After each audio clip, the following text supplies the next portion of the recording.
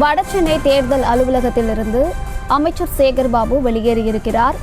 யார் முதலில் வேட்புமனு தாக்கல் செய்வது என்பது தொடர்பான திமுக அதிமுக இடையேயான மோதல் காரணமாக தற்போது அமைச்சர் சேகர்பாபு அந்த இடத்திலிருந்து வெளியேறியிருக்கிறார். அது தொடர்பான அண்மை செய்திகளை பார்த்து வருகிறோம். வடசென்னை தேர்தல் அலுவலகத்திலிருந்து அமைச்சர் சேகர்பாபு வெளியேறியிருக்கிறார்.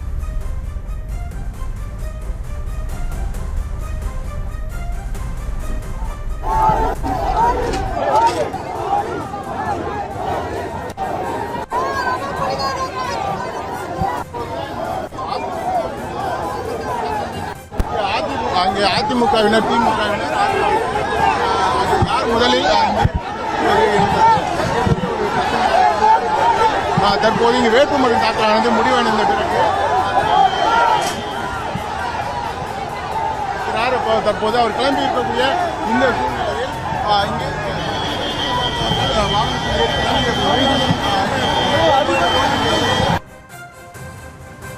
பாஜகவினர் கோஷம்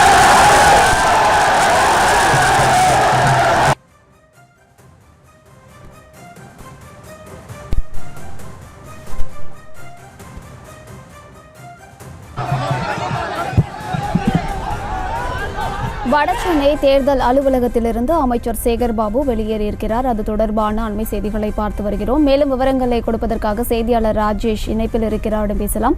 ராஜேஷ், முழு விவரங்கள். அம்ருத், வணக்கம். வடசென்னையிலே காலையிலிருந்து சுமார் 2 மணி நேரத்திற்கும் மேலாக யார் முதலில் வேட்புமனுவை தாக்கல் செய்வது என கடும் வாக்குவாதம் நீடித்தது. இதனால் அதிகாரி தொடர்ந்து குழப்பத்திலே இருந்தார். தன்னுடைய மேல் அதிகாரியை தொடர்பு கொண்டும் விளக்கங்களை கேட்டு பெற்றார். அதாவது வடசென்னை தொகுதியை பொறுத்தவரையில் அதிமுக சார்பில் ராயபுரம் மனோ என்பவர் போட்டியிடுகின்றார். அதே போல திமுக சார்பிலே போட்டியிடக்கூடிய வேட்பாளர் சிட்டிங் எம்பியாக இருக்கக்கூடிய கலாநிதி வீராசாமி அவர்கள் போட்டியிடுகின்றார். எனவே இருவரும் இன்றைய தினம் வந்து வேட்புமனு தாக்கல் செய்வதற்காக வந்திருந்தார்கள். அதே நேரத்தில் அதிமுகவினுடைய வேட்பாளரே நேரடியாக வந்து விதிப்படி அந்த டோக்கனை பெற்றிருந்தார். ஆனால் திமுகவுடைய வேட்பாளர் விதிப்படி அவர் டோக்கனை நேரடியாக பெறாமல் தன்னுடைய உதவியாளர் மூலம் பெற்றதாக கூறப்படுகின்றது. எனவே அதிமுக மற்றும் திமுகவினரிடையே கடும் வாக்குவாதம் ஏற்பட்டது. நாங்கள் தான் முதலில் டோக்கன் பெற்றோம், எங்களுடைய வேட்பாளரே வந்து பெற்றார், அதனால் எங்களைத்தான் முதலில் வேட்புமனுவை தாக்கல் செய்ய அனுமதிக்க வேண்டும் என அதிமுகவினர் வாதம் வைத்தனர். ஆனால் திமுகவினர் நாங்கள் டோக்கன் நம்பர் 2 முதலில் வைத்திருக்கின்றோம், ஆனால் அதிமுகவினுடைய டோக்கன் நம்பர் 7 என இருக்கின்றது, எனவே நாங்கள் தான் முதலில் இந்த வேட்புமனுவை தாக்கல் செய்வோம் என மாறி மாறி வாக்குவாதங்கள் செய்து கொண்டனர். இந்நிலையில் அதிமுகவினுடைய நீண்ட பேச்சுவார்த்தைக்கு பிறகு அதிமுகவினுடைய வேட்புமனு ஏற்கப்பட்டது. திமுகவினுடைய வேட்புமனு இரண்டாவதாக தாக்கல் செய்யப்படக்கூடிய நிலையில் திமுகவினுடைய வேட்பாளர் வேட்புமனு தாக்கல் செய்யக்கூடிய இந்த நேரத்தில் அமைச்சர் சேகர்பாபு உடனில்லாமல் அங்கிருந்து வெளியேறினார். ஏனென்றால் சேகர்பாபு அவர்கள் தொடர்ந்து அந்த அதிகாரியுடன் வாக்குவாதம் செய்து வந்தார். ரவி கட்டா என்பவர் தற்போது அங்கு அதிகாரியாக இருக்கக்கூடிய நிலையில், ரிட்டர்னிங் ஆபீசராக இருக்கக்கூடிய நிலையில் அவரிடம் கடும் வாக்குவாதங்கள் செய்தார். நீங்கள் ரொம்ப ஸ்ட்ரிக்ட் ஆபீசர்னு கேள்விப்பட்டிருக்கேன் என்று பல விஷயங்களையும் அவர் பேசி வந்தார்.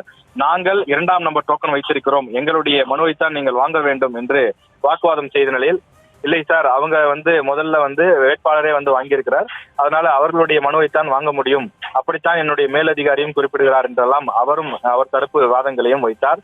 ஆனால் இறுதியிலே அதிமுகவினுடைய வேட்புமனு ஏற்கப்பட்டு திமுகவுடைய அந்த வேட்புமனு என்பது இரண்டாவதாக பெறப்படக்கூடிய சூழ்நிலையில் அங்கிருந்து கோபமாக அமைச்சர் சேகர்பாபு வெளியேறி இருக்கின்றார். அவர் வெளியே வரும்போது அங்கு வேட்புமனு தாக்கல் செய்வதற்காக ஏற்கனவே காத்திருந்த பாஜகவினர் மோடி வாழ்க மோடி வாழ்க என்று அவர்கள் தரப்பில் கோஷம் எழுப்ப அங்கு ஒரே பரபரப்பான ஒரு காட்சியாக இருக்கின்றது.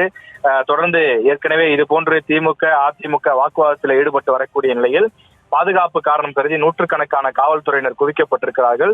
தற்போது அமைச்சர் சேகர்பாபு அவர்களுடைய கார் எந்த விதமான அசம்பாவிதமும் எந்த விதமான தள்ளுமுள்ளும் இல்லாமல் செல்வதற்கு தேவையான ஏற்பாட்டை காவல்துறையினர் செய்து கொண்டிருக்கிறார்கள்.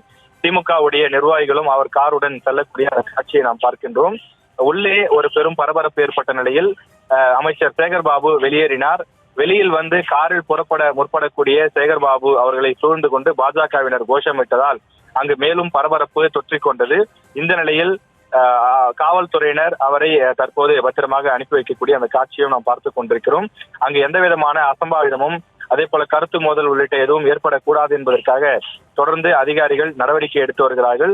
இந்த நிலையில் 2 மணி நேரத்திற்கும் மேல் நீடித்த இந்த யார் முதலில் வேட்புமனுவை தாக்கல் செய்வது என்ற குழப்பத்திற்கு முற்றுப்புள்ளி வைக்கப்பட்டு இருவருடைய வேட்புமனுக்களும் ஒருவர் பின் ஒருவராக வாங்கிக் கொள்ளப்பட்டிருக்கிறது.